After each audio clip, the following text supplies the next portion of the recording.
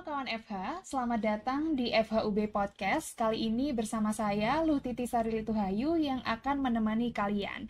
Nah, kawan FH, pada episode kali ini kita akan membahas isu strategis yang sedang ramai diperbincangkan juga, yakni terkait dengan gejolak serikat dosen dan pekerja kampus.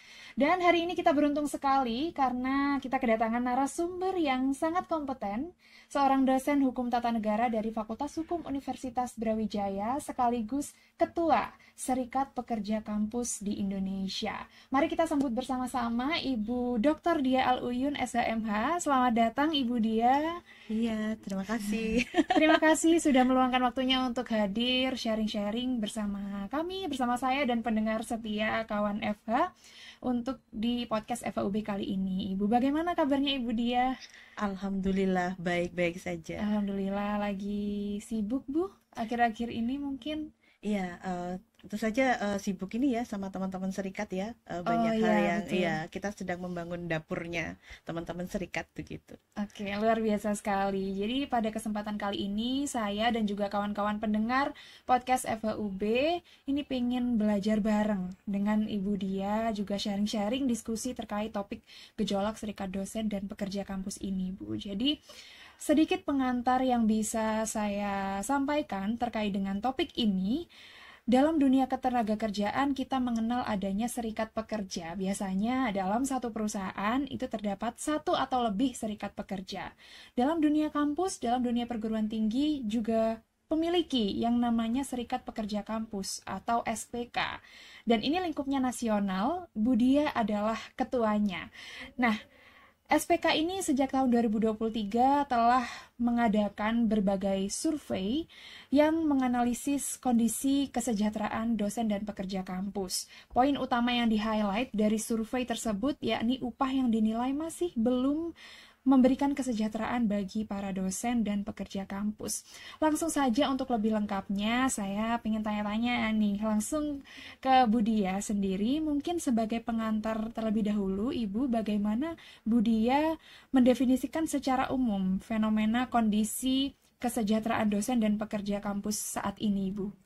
Ya, dari situasi pekerja kampus kali ini gitu ya, situasi yang sebenarnya ini tidak terkait dengan apakah kemudian hal ini terjadi setahun, setidaknya dari riset yang kemudian, jadi ada policy brief yang kemudian kita rilis di Mei 2023, itu bahwa ternyata selama 7 tahun belum ada kenaikan gaji dari ASN ya, kalau yang untuk kategori ASN begitu, dan ini juga berdampak ternyata untuk dosen yang baik itu di swasta ataupun dengan dosen luar biasa ataupun dengan dosen-dosen tipe yang lain, karena kita tahu ada banyak tipe tentang dosen dan pekerja, tapi yang jelas masih di bawah, jauh di bawah kelayakan atau di bawah UMP itu sendiri. Oke, jadi memang yang di-highlight saat ini itu upah ya Bu, terkait dengan gaji yang sangat mempengaruhi kondisi kesejahteraan dosen tersebut. Lalu kalau saat ini kita mengenal ada beberapa jenis perguruan tinggi, yakni PTS, PTNBH maupun PTNBLU, itu ada banyak ya Ibu. Menurut Ibu Dia sendiri, bagaimana Bu Dia menilai relevansi dari kebijakan otonomi kampus, terkhusus PTNBH, dalam pengelolaan kesejahteraan dosen ini Bu? Ya, jadi ada dampak yang luar biasa dari PTNBH begitu ya. Selain kemudian kita juga melihat di PTNBH itu kemudian kampus-kampus ini diupayakan untuk kemudian mandiri, tapi di sisi lain ternyata kampus-kampus ini juga berorientasi sangat luar biasa terhadap profit yang kemudian mengesampingkan kesejahteraan bagi warga kampusnya sendiri atau pekerja kampus ini. Itulah yang sebenarnya perlu menjadi underline, karena situasi-situasi hak itu, hak yang kemudian tidak diperjuangkan itu bukan masalah apakah kita berada dalam posisi mengabdi atau tidak begitu ya, tapi ini adalah permasalahan bahwa ketika kita melakukan kewajiban maka kita juga berhak terhadap hak itu Oh gitu iya. ya. Jadi sebenarnya ada keseimbangan di sini gitu. Oke, kalau misalnya selain masalah upah tadi Bu, apakah ada hal-hal lain yang juga menjadi hambatan struktural dalam upaya meningkatkan kesejahteraan dosen di Indonesia ini Bu? Iya, jadi di kampus itu yang berkembang itu adalah bagaimana kemudian political like and dislike yang kita Oke. juga mensupport kawan-kawan begitu ya, misalnya ada yang misalnya mereka berhak untuk dapat profesor gitu ya, tapi karena kemudian ini salah satu kasus yang terjadi di Jawa Tengah gitu ya, salah satu universitas negeri yang juga diangkat oleh Tempo, dan juga misalnya mereka harus ini tidak bisa jadi profesor hanya karena kemudian orang-orang di di sekitarnya Ya. itu tidak meloloskan gitu ya. Jadi apalagi sekarang kita punya yang namanya Permen-Pan RB nomor 1 tahun 2023 yang kemudian menundukkan para dosen ini untuk mengikuti apa kata atasan. Apakah atasan itu sesuai atau tidak gitu ya, itu tidak ada verifikasinya. Tapi ketika kemudian bawahan ini tidak mengikuti atasan, opsinya hanya satu, tetap bertahan, binap, atau keluar begitu. Itu Aduh. cukup mengerikan untuk proses kerja gitu ya. Iya, sangat mengerikan sih. Berarti ada politiknya juga ya, Bu, dan faktor Betul. X Ya, gitu ya. faktor X-nya itu luar biasa. Luar biasa, oke. Terus tadi Bu Dia juga sempat membahas mengenai pengabdian gitu, Bu. Jadi saya teringat juga terhadap Tridharma Perguruan Ya, Tinggi. benar. Tridharma Itu Perguruan ada Tinggi. 3, pengajaran, penelitian, dan pengabdian masyarakat. Menurut Bu Dia sendiri, apakah Bu Dia setuju bahwa interpretasi Tridharma Perguruan Tinggi ini yang membebankan individu para dosen untuk unggul di pengajaran, pengabdian, dan juga penelitian itu juga menjadi salah satu sumber yang tidak proporsional gitu, Bu. Jadi bebannya nggak sesuai nih dengan hak yang didapatkan. Iya, benar.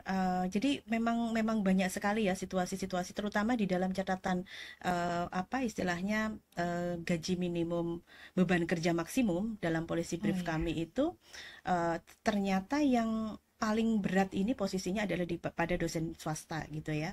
iya, Kalau dosen ASN itu memang dosen ASN itu terbagi jadi 3 ya. Ada yang ikut PTNBH, ada yang ikut BLU, ada yang ikut Satker. Yang ikut Satker kemarin kita sudah audiensi dengan Dirjen Dikti gitu ya, dan dikomunikasikan. Ini proses juga untuk mengkomunikasikan juga dengan Komisi 10 bahwa mereka sedang memperjuangkan prosesnya sekarang adalah Tukin gitu ya. Jadi oleh Dirjen Dikti waktu itu kita dijanjikan Januari 2025 kawan-kawan dari Satker ini mereka akan mendapatkan pencairan Tukin. Nah, bagaimana kemudian yang dari BLU dan kemudian dari PTNBH mereka bisa jadi mendapatkan remun gitu ya. Tapi seringkali kemudian kebijakan remun ini sangat bergantung pada universitasnya dan pemerataannya itu masih di tingkat elit kampus begitu ya, yang kemudian seringkali itu kemudian tidak menyentuh para pekerja yang jumlahnya lebih banyak di dalam lingkungan kampus gitu ya.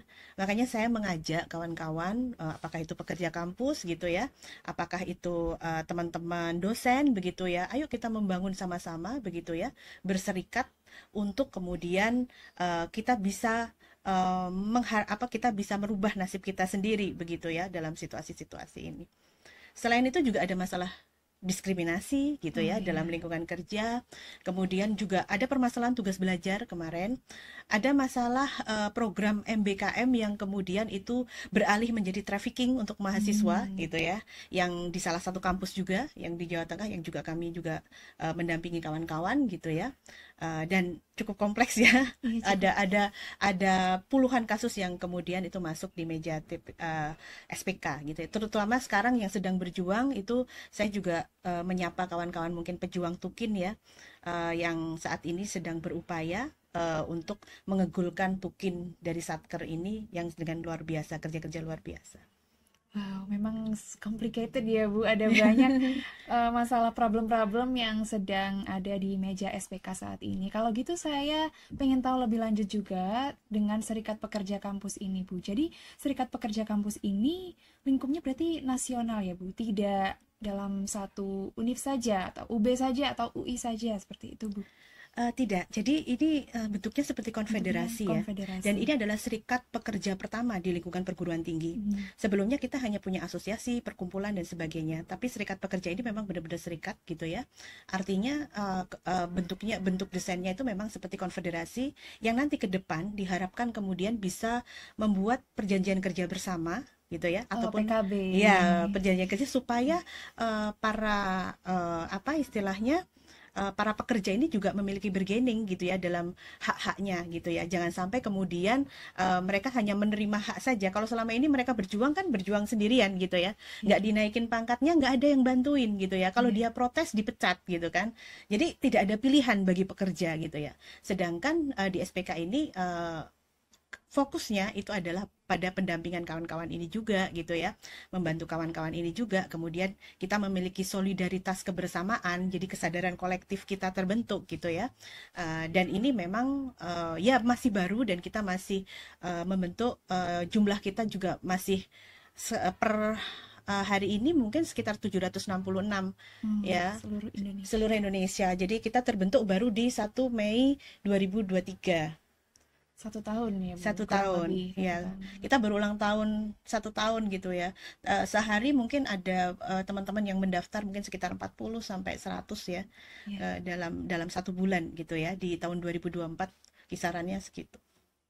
Oke, berarti harapannya dengan adanya SPK ini, para dosen dan juga tenaga kependidikan di seluruh perguruan tinggi memiliki ruang negosiasi ya Bu, untuk ruang negosiasi yang lebih Iya, untuk mendapatkan hak-haknya. betul. Ya, sangat erat dengan hukum ketenagakerjaan ini. Betul.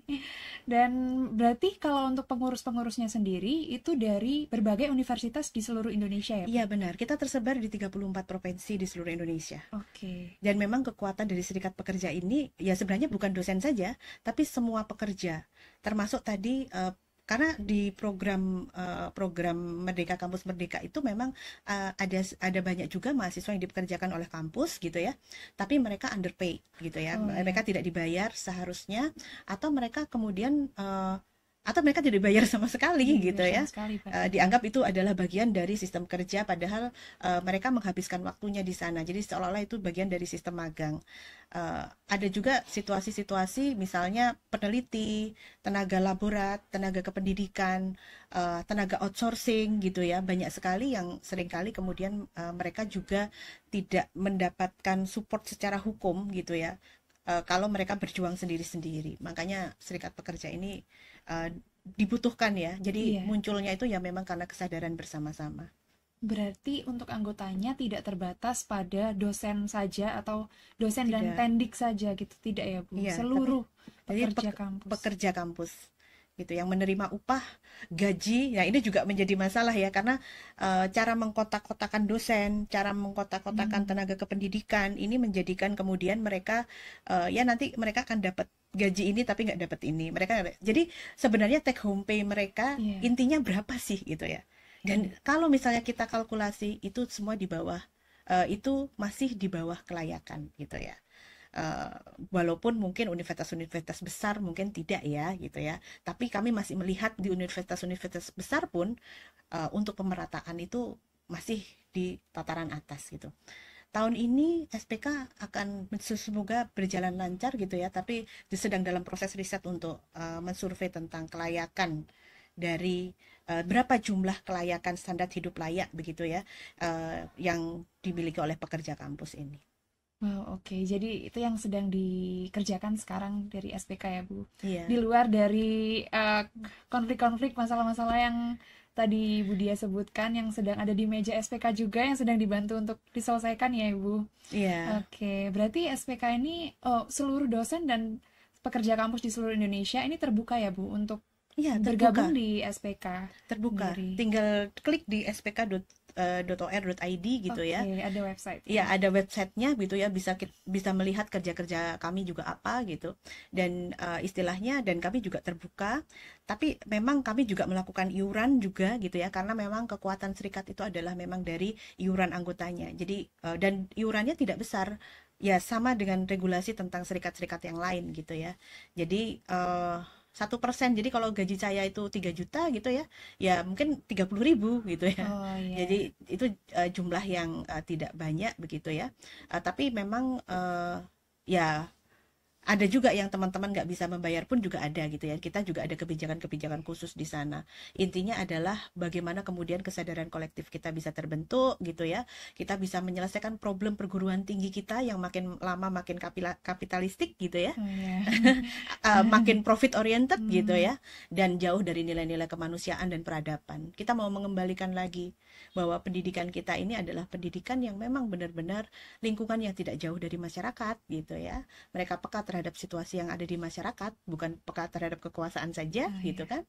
Dan juga mereka pendidikan ini bisa lebih bermanfaat, mensejahterakan ya orang-orang yang ya mekanisme ini saja begitu ya, jangan sampai di lingkungan pendidikan mencontohkan sesuatu yang tidak berkeadilan gitu ya, dibandingkan dengan situasi mungkin perusahaan di luar sana gitu ya, yang mereka memiliki pengaturan tentang kompensasi yang lebih jelas begitu ya, dan seterusnya. Dan itu seringkali tidak ditemukan di lingkungan perguruan tinggi. Kalau dipecat aja gitu ya. Pesangon 2 tahun kadang-kadang nggak dapat gitu kan. Oh iya, iya, iya. Itu kan situasi-situasi yang memprihatinkan. Iya. Itu sangat erat dengan perusahaan ya Bu, kalau kompensasi sama tadi pesangon itu juga Iya, hukum betul. ketenaga kerjaan perusahaan sekali gitu, dan kampus juga harusnya memiliki kebijakan tersebut dengan jelas seperti itu. Mungkin kembali ke permasalahan tadi Bu, saya juga mau nanya bagaimana Bu Dia melihat peran pemerintah dan institusi pendidikan tingginya itu sendiri dalam mengatasi kondisi kesejahteraan dosen ini. Apakah sudah ada langkah konkret yang telah dilakukan Bu sejauh ini? Untuk kesejahteraan memang kemarin beberapa peraturan muncul ya, tapi jadi peraturan muncul untuk mensupport begitu ya, melalui beberapa proses audiensi atau komunikasi itu ya, alhamdulillah. Kemudian ada beberapa peraturan yang kemudian keluar tentang jenjang level pemberian kesejahteraan dan seterusnya gitu ya, dari teman-teman Tukin, dari tunjangan kinerja untuk kementerian, untuk dosen satker di bawah Kemenristek Dikti gitu ya. Ini memang spesifik sekali. Iya. Dan kesalahan besarnya yang kemudian muncul adalah sebenarnya di semua kementerian itu tinggal menerbitkan di salah satu PP saja, tapi Kemenristek tidak menerbitkan itu. Dan itu memang diakui juga oleh Kemenristek tentang hal itu. Jadi kenapa kemudian 4 tahun tidak dibayarkan, dan teman-teman di bawah kementerian itu, mereka di Kemenristek Dikti, mereka sedang memperjuangkan proses itu dan sedang mau menggugat ke pengadilan juga. Oke. Jadi itu kemudian kita juga melihat ada situasi-situasi yang selain itu ya, situasi-situasi di mana ada yang tugas belajar kemudian sertifikat rumahnya harus disita karena dia pasca tugas belajar dia harus berpindah universitas gitu ya. Kemudian kita juga melihat banyak sekali problem-problem dari kebijakan-kebijakan pemerintah, kebijakan-kebijakan di lingkungan kampus gitu ya, yang cenderung memaksakan. Misalnya mereka harus S3 di dalam lingkungan kampus, itu ada kewajibannya. Di salah satu universitas itu terjadi, dan kami juga menyurati begitu ya, dan setelah itu tidak ada proses tidak lanjut untuk mewajibkan itu, karena sebelumnya diwajibkan tapi mereka nggak dibiayai, dan semua kinerja mereka tidak bisa dinilai ya. Kalau mereka CPNS itu kan tidak bisa dinilai kinerjanya gitu, kalau mereka sudah jadi PNS baru bisa. Nah ini CPNS mereka diwajibkan daftar di universitas tersebut begitu ya, sedangkan biaya untuk S3-nya tidak dibantu gitu ya. Ini kan sebenarnya ya kategorinya sudah eksploitasi ya, gitu ya. Mentang-mentang mereka memang belum pasti kerjanya gitu ya, kemudian pemberi kerja bisa melakukan hal yang semena-mena. Ini kan jauh dari keadilan gitu. Iya. Oke, menarik ya Bu. Kalau untuk audiensi bersama pemerintah sendiri, apakah sudah pernah dilakukan Bu, atau mungkin akan dilakukan ke depannya Bu? Kita sudah bertemu dengan Komnas HAM terkait dengan pencatatan SPK begitu ya, permasalahan pencatatan SPK. Kemudian kita juga sudah berkomunikasi juga dengan Ombudsman gitu ya. Kita juga sudah berkomunikasi juga dengan terutama kepada ini ya, institusi-institusi yang kemudian mereka memberikan sanksi-sanksi yang tidak berkeadilan gitu ya terhadap para dosen, para tenaga kependidikan. Itu memang kita biasanya relasinya ada di sana juga gitu ya, jadi persuratannya banyak juga di sana gitu. Kemudian yang kemarin bulan lalu itu dengan Dirjen Dikti gitu kan, moga-moga di waktu dekat ini ya dengan DPR ya, kita diberikan waktu kepada DPR untuk mengeluhkan situasi ini, karena situasi ini nggak lokalistik. Ini universal di Indonesia gitu ya permasalahannya. Dan ketika kita berkomunikasi dengan kawan-kawan di serikat lain, di negara lain pun gitu ya, mereka juga menyampaikan bahwa ternyata mereka tidak pernah membayangkan bahwa seburuk itu gitu ya. Makanya kemarin kan sempat viral itu hashtagnya jangan jadi dosen gitu kan. Bukan apa-apa gitu ya, karena memang situasi-situasi ini situasi-situasi yang berat begitu ya bagi kehidupan para dosen gitu ya, dengan terlalu banyak beban yang diberikan. Terbaik itu beban administrasi, kemudian sampai di riset itu dimunculkan bahwa 76% 76%. dosen itu mencari pekerjaan sampingan untuk bisa mencukupi kehidupannya. Bukan karena dia pengen, oh saya pengen kaya, pengen ini, enggak, untuk mencukupi kebutuhan. Dan ini kalau tidak jadi perhatian bagi pemerintah gitu ya, ini akan jadi, bukankah 30% anggaran pendidikan kita itu untuk ini kemana gitu ya. Eh, Kalau mahasiswa bingung dengan UKT, dosennya ternyata juga tidak mendapatkan haknya gitu ya. Terus kemanakah semua itu gitu ya? Ini padahal masalah haknya orang gitu kan. Bayarlah orang itu sebelum keringatnya kering kan sebenarnya. Iya, jadi menjadi pertanyaan juga ya Bu itu jatuhnya nanti. Oke, mungkin terakhir ini Bu, apa harapan Bu Dia untuk perbaikan kebijakan kesejahteraan dosen dalam beberapa tahun ke depan? Jadi mungkin apa sih langkah pertama yang dapat kita lakukan yang paling penting dalam rangka menciptakan kesejahteraan dosen yang lebih baik lagi di masa depan Ibu? Langkah pertama salah satunya adalah hapus BKD.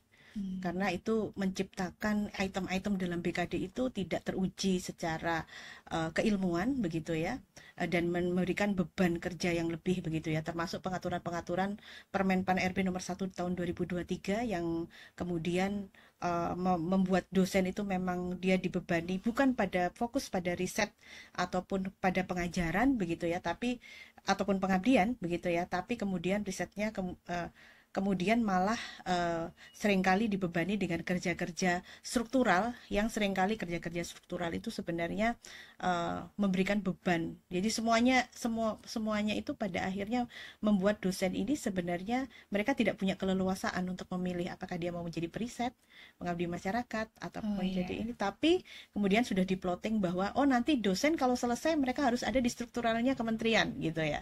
Itu dan sistem itu terjadi dalam sistem-sistem penghitungan beban kinerja kita gitu, termasuk proporsionalnya dan sebagainya.